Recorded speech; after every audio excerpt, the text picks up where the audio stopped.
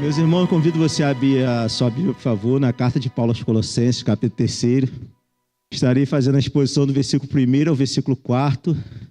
Diz assim a Sagrada Escritura: Portanto, se vocês foram ressuscitados juntamente com Cristo, busquem as coisas lá do alto, onde Cristo vive, assentado à direita de Deus. Pensem nas coisas lá do alto e não nas que são aqui da terra, porque vocês morreram e a vida de vocês está oculta juntamente com Cristo em Deus. Quando Cristo, que é a vida de vocês, se manifestar, então vocês também serão manifestados com Ele em glória. Feche seus olhos, vamos orar em nome de Jesus. Deus, no decorrer da nossa existência, podemos trilhar de muitos caminhos. Alguns apostam na carreira profissional. Gastam muito dinheiro, muito esforço, muito tempo, dedicando-se à sua qualificação profissional para que tenha a melhor qualificação possível e, assim, tenha ganhos financeiros também consideráveis. Outros concentram seus esforços na saúde, em ter uma melhor qualidade de vida, em cuidar da sua saúde, em ter uma alimentação balanceada, em fazer ou praticar exercícios físicos com regularidade, objetivando chegar na melhor idade da melhor forma possível, saudável, sem precisar de apoio, com vigor para poder executar uma série de questões. Há também aqueles que apostam, investem no desenvolvimento cultural. Querem aprender línguas, fazem cursos de idiomas, mergulham para poder aprender mais da cultura geral, planejam viagens, viajam muito, querem viajar, querem curtir a vida, dedicam a sua vida para este fim. Há muitos também que investem na família, investem na sua formação familiar, buscam ser os melhores pais possíveis para poder formar uma família sólida, uma família que seja uma família funcional, que seja uma família que traga frutos bons para a sociedade. Então, tem gente que se dedica muito para a sua casa, para a sua família, e acaba se anulando em outras coisas. Ou seja, é um caminho que a pessoa trilha, é um caminho que a pessoa planeja para ela poder dar realidade, ou melhor dizendo, para ela poder dar sentido à sua existência. A verdade é que, independentemente do caminho que estejamos percorrendo, todos desejamos que as coisas deem certo e que, ao final, possamos experimentar felicidade e realização. Esse é o nosso desejo. Independente do caminho que você esteja percorrendo, do planejamento que você tenha para a tua vida, você quer ser feliz, você quer ser realizado, você quer ter ganhos que tragam benefícios para você. Porém, nem sempre as coisas dão certo. A vida nem sempre segue exatamente o que nós planejamos. Pode acontecer inúmeras situações que as nossas metas, nossos sonhos, nossos objetivos podem ser deixados de lado e até esquecidos. Porque essas situações acabam fazendo com que a direção que a gente planejou inicialmente, ela tome outro rumo inesperado, que a gente nunca pensou. A gente planeja uma coisa para a nossa vida, mas as circunstâncias da nossa existência, em certos momentos, acabam nos levando para outros caminhos. E esses caminhos é o caminho que a gente nunca pensou em estar naquele lugar. E num determinado momento a gente vai estar naquele lugar. A gente não pensou, a gente não planejou, mas nós estaremos por necessidade. A necessidade surgiu e nós vamos ter que enfrentar essa realidade e trilhar esse caminho. Eu estou falando isso para você porque algo semelhante aconteceu na igreja de Colossos. A igreja de Colossos estava trilhando um caminho. Ela foi evangelizada por um indivíduo chamado Epáfras. Epáfras pegou o evangelho para a igreja de Colossos. A igreja de Colossos começou muito bem, mas num determinado momento eles começaram a desvirtuar-se da fé. Falsos mestres, hereges, entraram na igreja de Colossos e fizeram uma devassa ali. Pregavam heresias devastadoras, que estavam relacionados principalmente a legalismo judaico, a misticismo e também a práticas ascéticas. O que é isso, práticas ascéticas? É você ficar restringindo o teu corpo com violência para poder chegar a um determinado fim. É a ideia de que a pessoa precisa se castigar, precisa imprimir castigo físico nela mesma para que ela possa ser purificada. Isso estava acontecendo na igreja de Colossos. Havia legalismo judaico ali, castigo físico e muito misticismo estranho, como culto a anjos, por exemplo, que era uma coisa bizarra que estava acontecendo naquela igreja. Então, em virtude desse problema, Paulo resolve escrever para eles, porque a supremacia de Cristo ela estava ameaçada naquela igreja. Havia uma ameaça iminente ali. A ideia de que Cristo é suficiente na vida de todos, ela estava sendo colocada em segundo plano. Então, Paulo resolve escrever aquela igreja para afirmar que Cristo é plenamente suficiente em todas as coisas.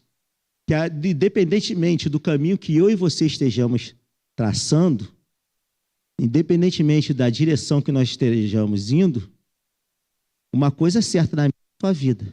Cristo, ele precisa ser suficiente. A nossa suficiência, ela deve ser pautada em Cristo. Então, dentro da defesa desse argumento, ele vai dizer o seguinte, vocês estão indo por um caminho totalmente equivocado. O caminho de vocês é um caminho que vai os levar à ruína, porque vocês esqueceram de uma coisa. Vocês já estão mortos. É isso que Paulo vai dizer. Vocês já estão mortos. A partir do momento que vocês se renderam a Cristo, vocês morreram para o mundo. As práticas que vocês praticavam anteriormente, essas práticas precisam ser abandonadas. Porque agora você é uma nova criatura. Então você precisa viver, o que Paulo está dizendo para a igreja de Colossos é o seguinte, você precisa viver de acordo com o novo status. E esse novo status ele foi adquirido em Cristo. Como você adquiriu um novo status em Cristo, a tua vida ela precisa ser completamente transformada. Então, Paulo, na defesa desse argumento, ele vai dizer, vocês morreram para o mundo e vocês viveram para Cristo. Então, pelo fato de vocês terem vivido para Cristo, e agora vocês são novas criaturas, independentemente do caminho que vocês estejam traçando, a vivência cristã transforma cada detalhe da nossa realidade. Eu não sei o caminho que você está seguindo. Eu não sei os teus planos. Eu não conheço os teus projetos. Eu não tenho nem a mínima ideia do que passa no teu coração. Mas de uma coisa, a vivência que você terá com Cristo transformará cada detalhe da tua realidade. Porque a nossa vivência com Cristo, ela faz isso. Ela transforma cada detalhe da nossa realidade. Meu propósito nesta manhã é que possamos, pela palavra de Deus, ter a nossa confiança em Cristo renovada e ampliada. Porque esta vivência transformadora, essa vivência que transforma cada detalhe da nossa realidade, ela é ancorada, ela é alicerçada em alguns princípios que nós vemos aqui, nessa exposição de Paulo à igreja de Colossos. O primeiro princípio que nós identificamos é o princípio que essa vivência cristã, ela é fundamentada, veja bem, essa vivência cristã, ela é fundamentada no passado. Vamos ler, por favor, o versículo 1. Olha o que Paulo vai dizer. Portanto, se vocês foram ressuscitados juntamente com Cristo, busquem as coisas do alto, onde Cristo vive, assentado à direita de Deus. O que ele está afirmando aqui? Se vocês já foram ressuscitados juntamente com Cristo, ele está se referindo a uma ação passada. Ele está dizendo o seguinte, que a ressurreição da minha e da tua vida, ela já aconteceu.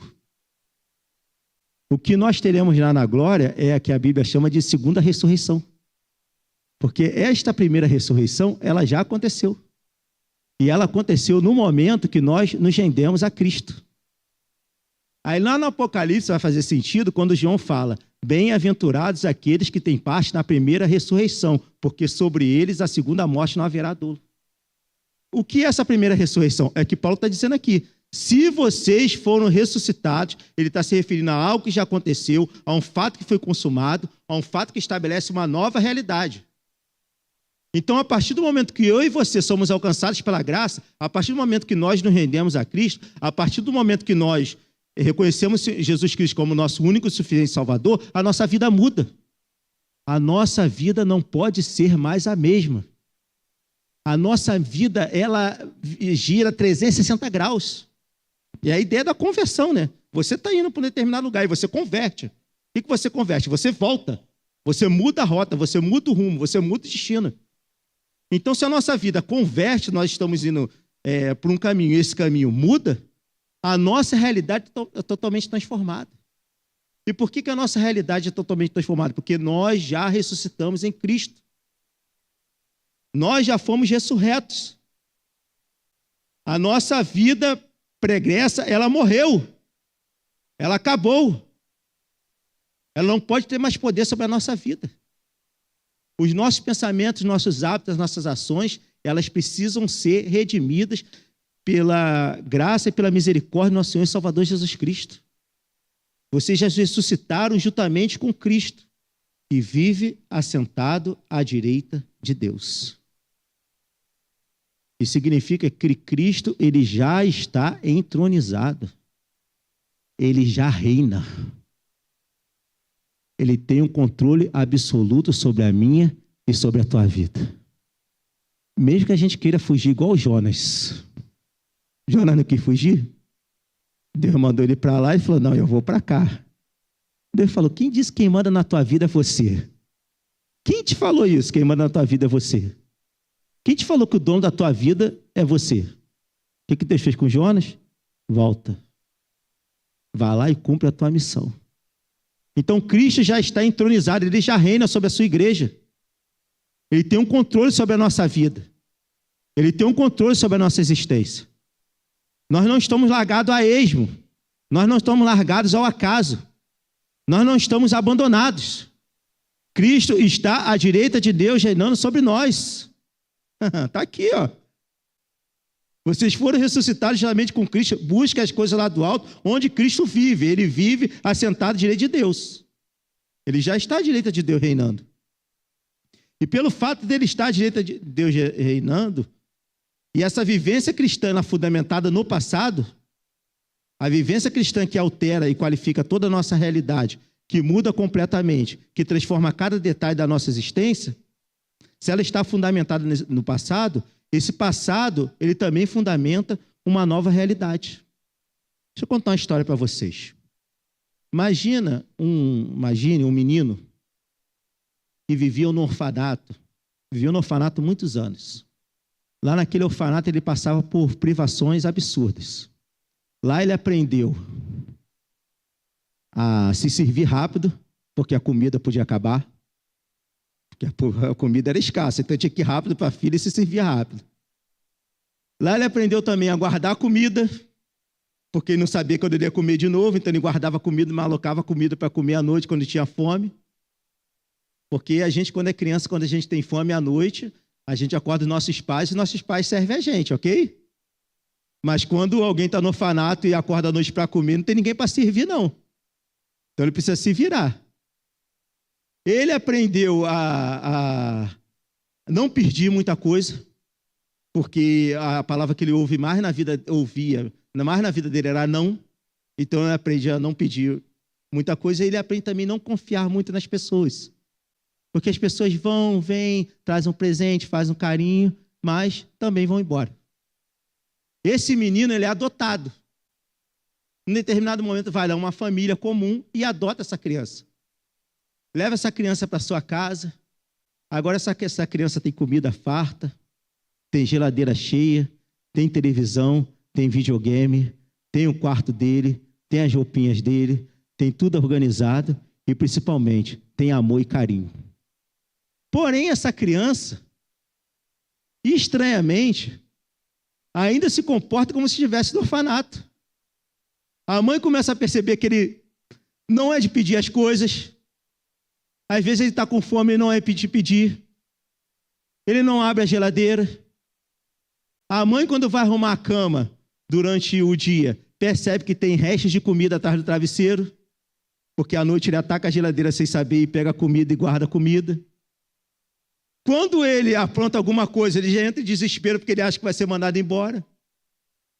Ou seja, ele foi adotado, agora ele tem uma família, agora ele tem um pai, agora ele tem uma mãe, mas ele se comporta ainda como se não tivesse. Aí o pai chega com muito amor para este filho e diz: filho, você não precisa agir assim. Agora você tem a nós. Agora você tem quem te ama.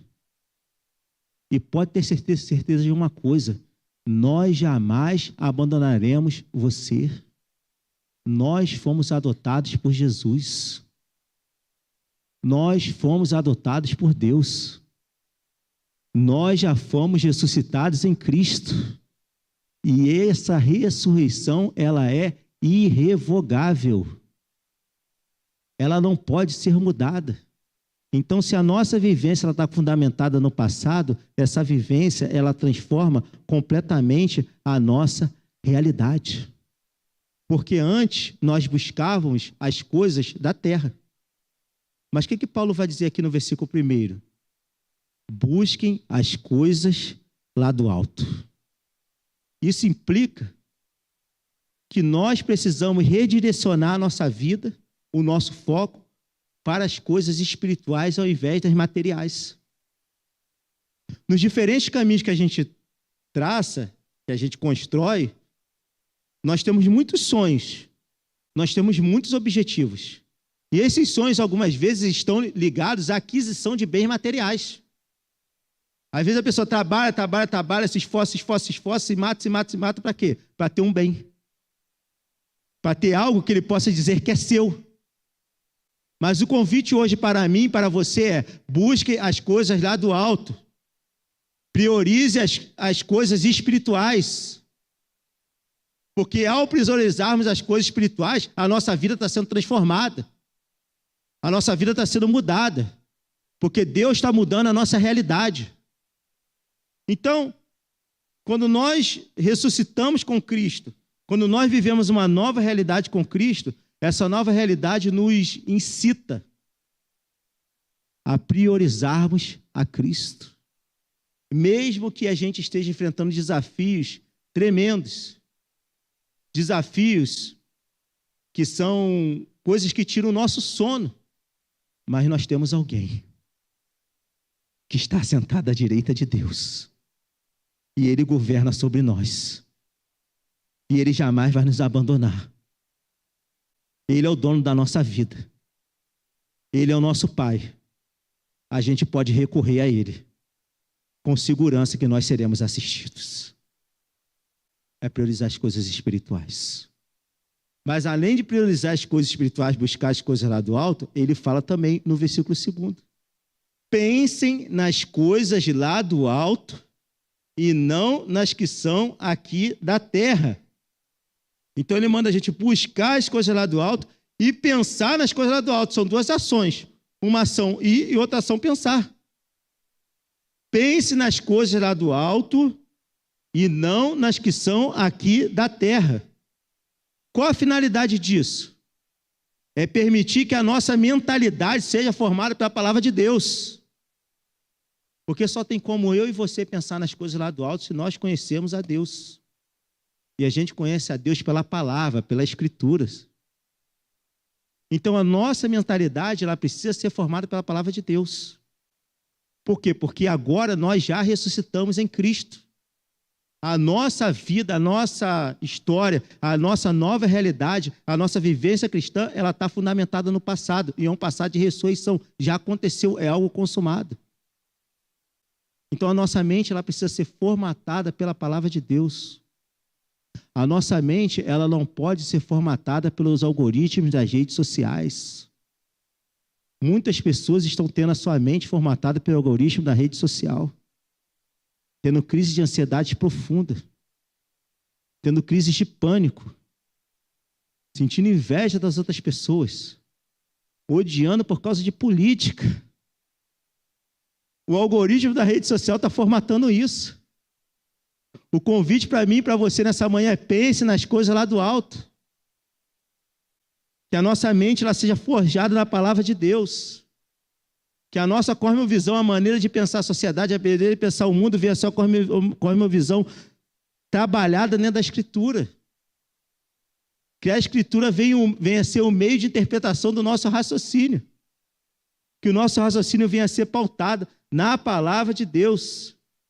E assim a nossa mentalidade seja formada pela palavra. Porque nós temos uma nova vida. E essa nova vida é definida em Cristo, que mudou a nossa condição de pecador para salvo e redimido para sempre. Ouça bem o que eu lhe dizer. Se você foi ressuscitado em Cristo, independentemente do estágio da vida que você esteja vivendo, você já foi redimido e salvo para sempre. Nós vivemos um novo estágio. Por que eu estou afirmando isso aqui? Porque às vezes a gente esquece. A gente esquece da nossa nova condição, a gente esquece disso. As lutas são tão grandes que a gente acaba pensando que eu não vou chegar lá, eu não vou conseguir, eu não vou alcançar. Mas nós já fomos ressuscitados com Cristo. E essa nova realidade, essa vivência cristã, ela é fundamentada naquilo que Jesus já fez. Mas se esta vivência é fundamentada naquilo que Jesus já fez, ela é exercida no agora, no hoje, no presente. Então ela é fundamentada no passado e exercida no presente. Versículo 3. Olha o que Paulo vai dizer. Porque vocês morreram. Já é um fato consumado. É a morte espiritual do velho homem. O crente morre para a condenação da lei e para o domínio do pecado. Vocês morreram para o domínio do pecado. O pecado não domina mais sobre a vida de vocês. Porque vocês morreram e a vida de vocês está oculta juntamente com Cristo em Deus. É uma ação presente, é uma ação do agora, é uma ação do já. Ela já está oculta. Essa mudança, essa vivência cristã, essa transformação de realidade, ela é exercida no presente. A vida de vocês já está oculta juntamente com Deus. Isso significa que a nossa vida está escondida, guardada com segurança, alicerçada e ancorada em Deus. Eu faço uma pergunta para você nessa manhã com muita honestidade. E essa pergunta eu estou fazendo para mim também. Em que nós estamos alicerçando a nossa vida? Quais são os valores que nós estamos desenvolvendo? A que ou a quem, nos momentos de aflição, nós estamos recorrendo? Então, eu aprendo hoje, na palavra de Deus, que nestes momentos, nós temos uma certeza. E essa certeza é: a minha vida e a tua vida está oculta em Jesus Cristo, que está em Deus. O nosso nome já está escrito no livro da vida. O que garante a minha e a tua segurança não são os governos, não são os estados, não são as políticas públicas, não são os homens. O que garante a minha e a tua segurança é que a nossa vida está oculta em Jesus Cristo diante de Deus. E esse presente, ele determina uma vida de qualidade. Imagina a seguinte situação: um homem que trabalhou a vida toda arduamente para poder guardar um pouquinho, para poder ter um valor, uma graninha sobrando ali para viver a sua velhice de forma confortável. Recebeu uma herançazinha da mãe, tem umas joias ali que recebeu, que pode usar também. Tem a escritura de uma casa, é muito importante hoje, né? Principalmente na nossa realidade do Brasil. Tem uma escritura de uma casa. Esse homem possui alguns bens. Ele não tem muitos bens, mas são bens consideráveis. Bens que trazem valor e são coisas importantíssimas e primordiais para ele. Ele deixa isso tudo guardado em casa. Num determinado momento, um amigo bancário chega para ele e fala o seguinte: fulano, por que você não guarda isso no banco? Porque se você tem tanto apreço, se é tão precioso para você, isso precisa estar protegido. Ele pensou, refletiu e falou: é verdade. Foi lá no banco, alugou um cofre e colocou tudo no banco. Deixou tudo guardado lá. Dias depois, a casa dele é assaltada. Quando ele chega em casa, ele vê os móveis revirados, as gavetas. Ele vê a devassa que os ladrões fizeram na casa dele. Ele entra em pânico. Porque a sua televisão foi roubada. O seu micro-ondas foi roubado. A sua cafeteira foi roubada.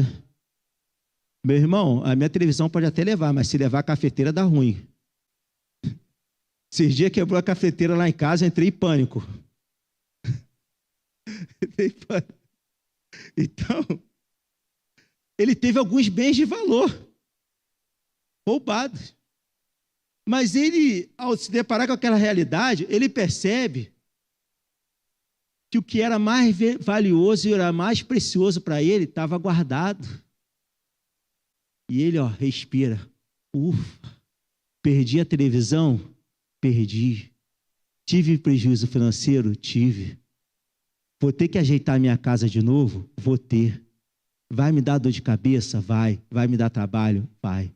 Mas o mais precioso está guardado lá no banco e ninguém mexe. Você está entendendo? Nós vamos passar por muitas tribulações. Nós vamos passar por angústias. Nós vamos passar por momentos desafiadores. Mas o mais precioso está guardado lá com Jesus Cristo oculto em Deus. Nisso aí ninguém mexe. Nesse aí ladrão nenhum pode roubar. Nesse aí diabo nenhum pode mexer. Porque Jesus separou um destino para mim e para a tua vida. E esse destino é um destino de glória. Nós precisamos lembrar disso. Nós precisamos trazer isso à nossa memória. Porque quando a gente tem essa certeza, essa convicção, isso faz com que a gente tenha uma existência de qualidade em Cristo. A nossa existência já é uma existência de qualidade. Independentemente das nossas circunstâncias ou das conquistas pessoais. Às vezes a pessoa pode estar doente, pode estar sofrendo de uma doença séria. Mas se a sua vida está oculta em Cristo juntamente com Deus, essa doença pode até estar atrapalhando a sua vida, mas a sua vida está preservada e está guardada. Às vezes alguém pode estar desempregado, está passando por dificuldade financeira. Às vezes alguém pode estar sendo visto até como para da sociedade. E esse daí não tem nenhum carro para andar, não tem nenhum bem para apresentar. Mas ele tem uma coisa que é o bem mais precioso que um ser humano pode conquistar, que é a salvação lá em Cristo Jesus na glória. Que a nossa vida está oculta em Deus. Sabe por quê, meus irmãos? A gente vive numa sociedade onde a gente procura muita aprovação. A gente procura validação nas nossas ações. E essas validações, elas vêm de duas coisas. Pela que a gente possui. Na sociedade de consumo que a gente vive, a gente é validado pelo aquilo que a gente tem. As pessoas medem o nosso sucesso pelo aquilo que a gente tem. Ou pela quantidade, hoje, na nova realidade do mundo virtual, pela quantidade de seguidores na rede social. Pela quantidade de curtidas, likes e comentários. As pessoas são validadas por isso. Mas no final de tudo, o que é mais importante, o que é relevante, o que realmente vai fazer a diferença para mim e para você, é se nós estamos sendo aprovados em Deus, em Cristo. Porque vocês morreram e a vida de vocês está oculta juntamente com Cristo em Deus. No final, o que vai fazer a diferença é isso. Se nós estamos sendo validados por Jesus, se nós estamos sendo validados por Deus, se a nossa identidade ela está afirmada em Cristo, porque Ele guarda a nossa vida e garante o que precisamos para ter uma existência plena diante de Deus. Porque Jesus, ao ocultar a nossa vida em Cristo, quando a nossa vida está oculta em Cristo diante de Deus, nós recebemos validade para termos uma existência plena, uma existência de qualidade no presente com Deus. Mas você pode falar para mim assim, mas você está falando isso porque você não sabe o que está acontecendo na minha vida. Meu irmão, fala com muito carinho, a minha também não está muito boa, não. Tem desafios duríssimos. Mas eu sei que eu tenho um refúgio, e esse refúgio ele é inviolável. Nesse refúgio ninguém mexe. Esse refúgio ele está lá na glória. A vivência cristã transforma cada detalhe da nossa existência, porque ela está fundamentada no passado, ela é exercida no presente, mas ela também é consolidada no futuro. É uma ação presente, uma ação passada, uma ação presente e uma ação futura. Versículo 4. Quando Cristo, que é a vida de vocês, se manifestar, olha isso aqui está dizendo, quando Cristo, que é a vida de vocês, se manifestar, a gente ouve muito as pessoas dizerem assim, a vida do fulano é o trabalho. Fulano trabalha muito, ele é workaholic, ele trabalha muito, a vida dele é o trabalho. Se você pudesse definir a vida dele com uma palavra, essa palavra seria trabalho. Outros vão dizer, não, a vida do fulano é o esporte. Ele é um desportista, ele é dedicado, né? O Bruno até contou a história do Michael Phelps, que, né, treinava exaustivamente todos os dias, 5 horas da manhã. Ele contou aqui numa ilustração brilhante que ele fez num sermão. A vida do fulano é o esporte. A vida dele está voltada para isso. Outros podem dizer, a vida dele está a viagem. Se ele deixar de viajar, ele morre. Ele posta todo mês uma viagem diferente nas redes sociais. Você olha para a vida dele e identifica ele como um ser viajante. Mas o que Paulo está dizendo aqui é que Cristo é a vida de vocês. Então eu e você, as pessoas precisam olhar para a gente e falar o que a vida dele representa. A vida dele é uma representação de Cristo. As pessoas não podem olhar para mim e me identificar como um professor. As pessoas não podem olhar para mim e me identificar como um historiador, me identificar como alguém que produz conhecimento. As pessoas precisam olhar para a minha vida e falar, aquele ali é um servo de Cristo. Porque a vida do cristão é Cristo. Quando Cristo, que é a vida de vocês, se manifestar, ou seja, tornar-se conhecido, porque está oculto, a nossa vida está oculta em Deus, mas uma hora ela vai se manifestar. Quando ela se tornar conhecida, então vocês também serão manifestados com Ele em glória.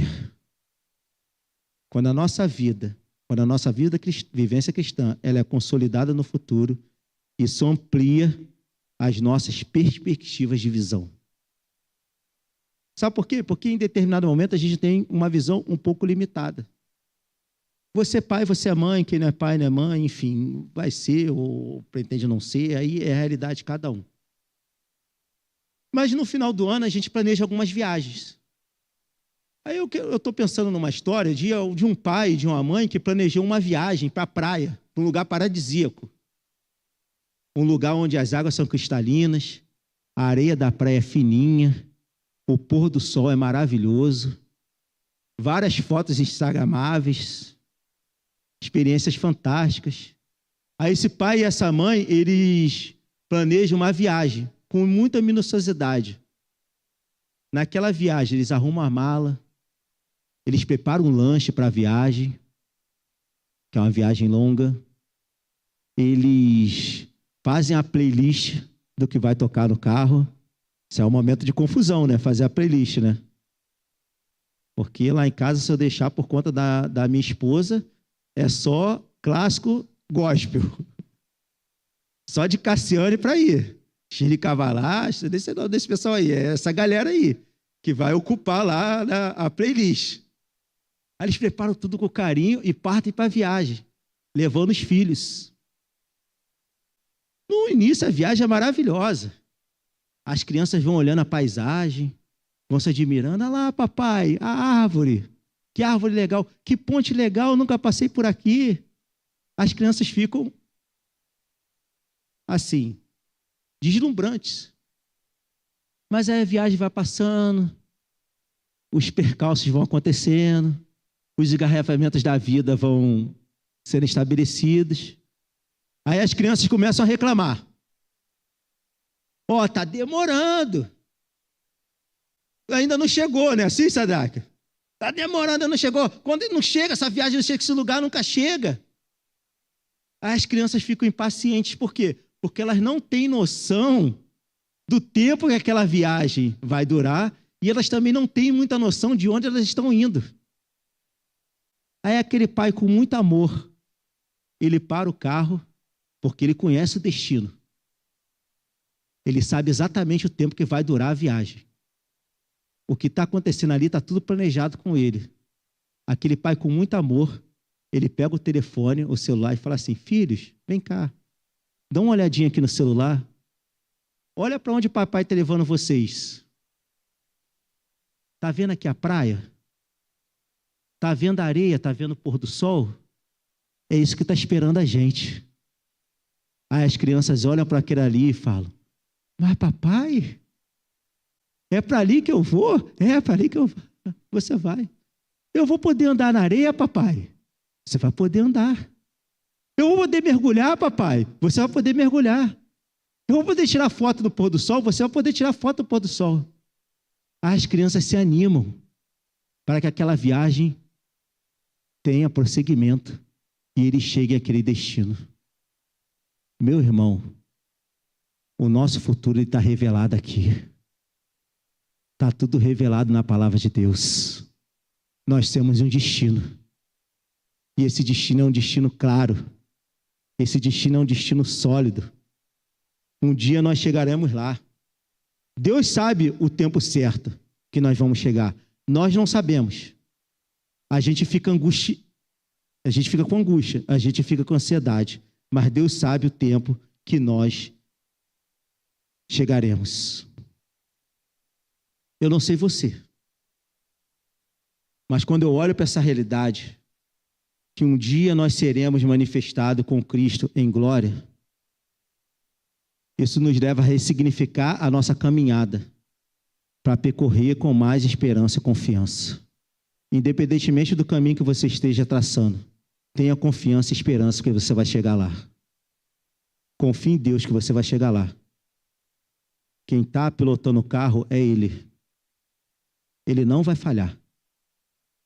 Ele vai chegar no destino.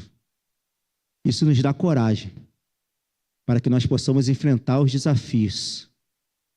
Certo que o desfecho será magnífico. Assim como as crianças se animaram porque chegariam na praia e usufruiriam de momentos inesquecíveis e inestimáveis, que o nosso ânimo, o ânimo da nossa vida, não esteja somente na construção da nossa família, na construção do nosso lar, na aquisição de riqueza, mas que o nosso ânimo esteja principalmente na glória. Que um dia a gente vai morar com Jesus na glória. Que um dia nós estaremos lá. Esse precisa ser o maior motivo da nossa animação. Porque independentemente das circunstâncias, o desfecho é certo. A história termina com Cristo manifestado em nós e nós com Ele em glória. É assim que a história da minha e da tua vida vai terminar. Porque a nossa vivência cristã, ela altera todas as partes da nossa realidade. A nossa vida é alterada por Cristo. Feche seus olhos e vamos orar em nome do Senhor Jesus.